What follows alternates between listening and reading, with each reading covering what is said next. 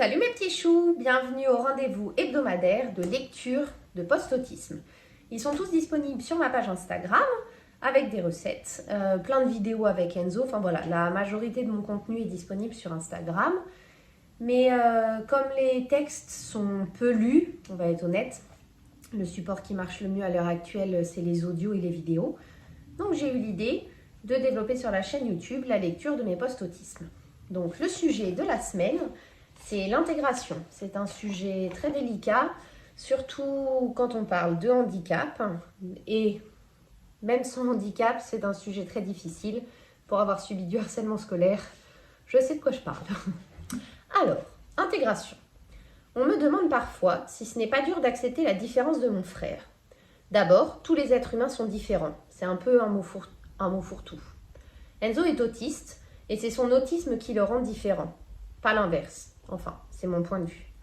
Je dois avouer que dans notre famille, personne n'est passé par la case acceptation de l'autisme d'Enzo. C'était plutôt une évidence et un soulagement. On a attendu 5 ans pour mettre un mot sur les mots d'Enzo, à cause du retard de diagnostic abyssal en France. Du coup, je fais une pause. Ça veut dire que pendant 5 ans, on savait tous que quelque chose n'allait pas avec lui, mais on ne savait pas quoi. Donc vraiment, avoir une réponse, c'est libérateur. En tout cas, pour nous, ça a été libérateur. Même si je sais qu'il y a beaucoup de gens qui ont du mal à l'accepter, ça n'a pas été le cas chez nous. Je reprends la lecture. Par contre, c'est le regard et les mots des autres qui ont été pendant très longtemps durs à accepter, pour moi en tout cas. J'en ai souffert pendant des années. Maintenant, je dois avouer que ça me passe par-dessus la tête. Ça glisse comme la pluie sur mon bel impair un jour d'orage. Je ne comprendrai et ne veux pas comprendre la méchanceté gratuite et sournoise. Comment des adultes peuvent être aussi méchants envers une enfant ou une adolescente? Comment peut-on pointer du doigt un petit, différent et dire « Désolé, ça va être un peu choquant. Ce n'est pas un enfant, c'est une bête. Sortez du parc, il effraie les autres enfants. Il faut le garder chez vous. Non mais tu as vu l'autre là dans le bac à sable? Il n'a pas sa place ici. » Et tellement d'autres horreurs. À tous ces adultes qui m'ont si souvent blessée, qui ont marqué au fer rouge leurs mots dans ma mémoire, qui m'ont fait honte d'être dans un lieu public avec Enzo, où on avait tout autant notre place que vous, je tiens à vous dire merci. Vous avez fait naître l'envie de montrer cette nouvelle facette du handicap. Vous m'avez donné l'envie de montrer Enzo aux yeux de tous.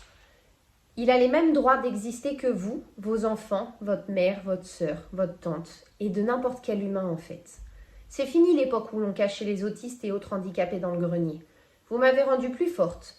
Vous m'avez appris à montrer les crocs quand on s'en prend à mon petit frère merveilleusement à part. À toutes les personnes dans notre situation, et pour le cas de l'autisme, on parle de 700 000 en France, tout de même, à toutes les personnes qui ont honte, peur ou qui sont tristes, il est temps de relever la tête et de sourire. Il y aura toujours des méchants, des ignorants, et Dieu merci des personnes bienveillantes comme la communauté que j'ai réunie autour de nous. Il faut de tout pour faire un monde, paraît-il. La vie est courte et la vie est belle, mes petits choux. Voilà. Donc ça, c'est pour ma part. Maintenant, comme toujours, les post-autismes vont par deux. Il y a ma partie, puis la partie où je me mets à la place d'Enzo et je parle de son ressenti, vu qu'il n'a pas la capacité de communiquer suffisamment pour donner son ressenti lui-même. Mais bon, je suis sa grande sœur, je le connais depuis qu'il est tout petit, donc j'arrive à bien le comprendre avec peu de mots. En tout cas, voilà, je pense que s'il pouvait communiquer, c'est à peu près ce qu'il nous dirait. Je m'appelle Enzo, je suis autiste sévère. J'ai pas trop conscience de ce que c'est. Moi, je vis le moment et j'écoute mon cœur. C'est ça qui me dirige, en plus de tous les trucs obligatoires que maman m'a appris. J'adorais aller au parc avant quand j'étais petit. Je joue dans le bac à sable et je peux battre des bras autant que je veux, alors qu'à la maison, c'est interdit. Je crois que les gens me regardent quand on est dehors. Je sais pas trop pourquoi. Ils doivent me trouver beau. Je me souviens, au jardin, des fois, il y a des gens qui viennent voir Charlotte. Je sais plus trop ce qu'ils lui disent. Ils ont une grosse voix. J'aime pas. Je me bouche les oreilles. Après, ma sœur, elle se recroqueville comme mamie. Elle a les yeux mouillés. J'aime bien les émotions sur la tête des autres. C'est comme un film.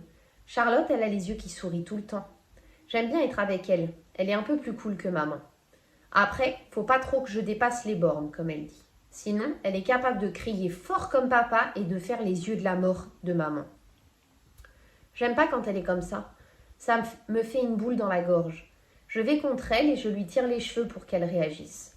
Mais le mouillé, il part pas tout de suite. Elle fait les yeux tout vides, comme moi quand je vais dans mon monde. Quand je suis sur ma planète, on m'oblige toujours à revenir avec les autres. Quand Charlotte, elle fait ça, je comprends pourquoi les autres aiment pas que je le fasse. Alors j'essaye de la ramener ou de la rejoindre. C'est toujours dur après que les gens en grosse voix lui parlent. Mais elle finit toujours par revenir. Je lui fais un gros câlin. J'espère que ce post vous a plu. L'intégration et la méchanceté gratuite, c'est quelque chose qui est difficile au quotidien, jusqu'au jour où on décide de plus rien en avoir à foutre. Il n'y a pas d'autre mot en fait. Soit les gens savent pas et du coup on peut les instruire, c'est ce que j'essaye de faire sur mes réseaux.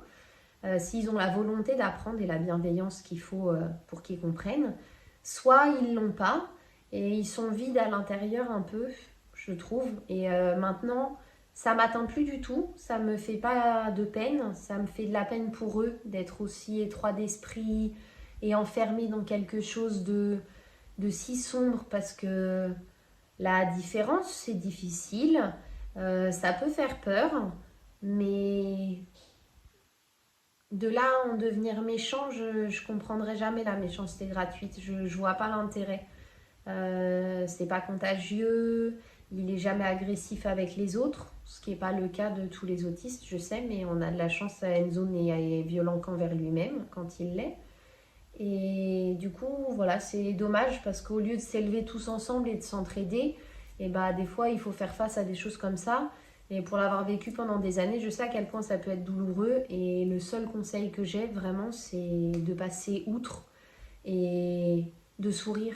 Maintenant, quand il y a quelqu'un, je sens un ton agressif ou qui regarde avec insistance, je me retourne, je fais un grand sourire et je dis c'est pas de sa faute, il est autiste sévère. Et soit la personne est hyper gênée ou comme si je venais de dire un gros mot, bon bah là, je fais rien, je m'en fous. Il est autiste, hein, je suis blonde, on va pas le cacher. Soit il y a un regard de pitié, un peu, bon, c'est pas bien grave. Après, il y a des gens qui vont devenir super souriants et super gentils et qui vont le voir et qui vont dire bonjour, comment ça va ah, d'accord, ah, il est mignon, j'espère que c'est pas trop dur. Voilà, c'est des gens qui vont pas forcément savoir comment réagir, mais qui vont réagir de manière bienveillante. Et ça, c'est la meilleure manière de réagir. Et après, il y a ceux qui se braquent et qui deviennent méchants. Et là, je réponds juste pas, je continue. Et surtout, je garde un grand sourire. Ça a tendance à les énerver. J'adore. Bisous mes petits choux, puis je vais vous souhaiter une très très belle soirée.